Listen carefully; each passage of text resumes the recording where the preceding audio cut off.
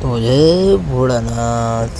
આજે આપણે ગયા હતા ખંભાળિયા. ખંભાળિયામાં આપણો એક મિત્ર બીમાર થઈ ગયો હતો એટલે એને આપણે લઈને આવ્યા હતા ખંભાળિયા. રાતે વાગી ગયા હતા 9:15. તો આપણો મિત્ર ગયો હતો અંદર. પછી આપણે આવી ગયા સવારના પોરમાં બસ સ્ટેન્ડે. ખંભાળિયાના બસ સ્ટેન્ડ આખું ખાલી હતું, જુઓ, ચકલું નહોતું ફરક. પછી અહીંયાથી આપણે ખંભાળિયાને કહી દીધું બાય બાય. આપણે પછી નીકળી ગયા દ્વારકા જોવા માટે. તો જો ત્યાં આપણને મળી ગયું ખોબા જેવું પાણી. જો ત્યાં તો આપણને દેખાવા માંડ્યું મંદિર. તો બોલો જય દ્વારકાધીશ.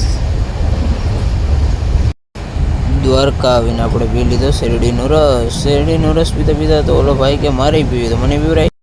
જો પછી એને પાઈ દીધું. જો એ આપણને શું કહે છે.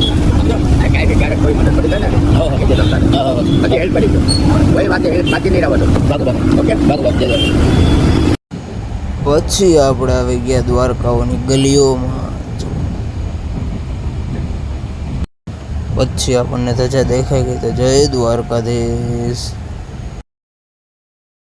અહીંયા હાલતું હતું શૂટિંગ. જો ફોટોગ્રાફર બહુ વધી ગયા હતા એવું લાગ્યું. પછી આપણે જોઈ લીધું સુદામા સેતુ. પછી આપણને મળી ગયો દ્વારકાનો ફેમસ દહીંવાળો.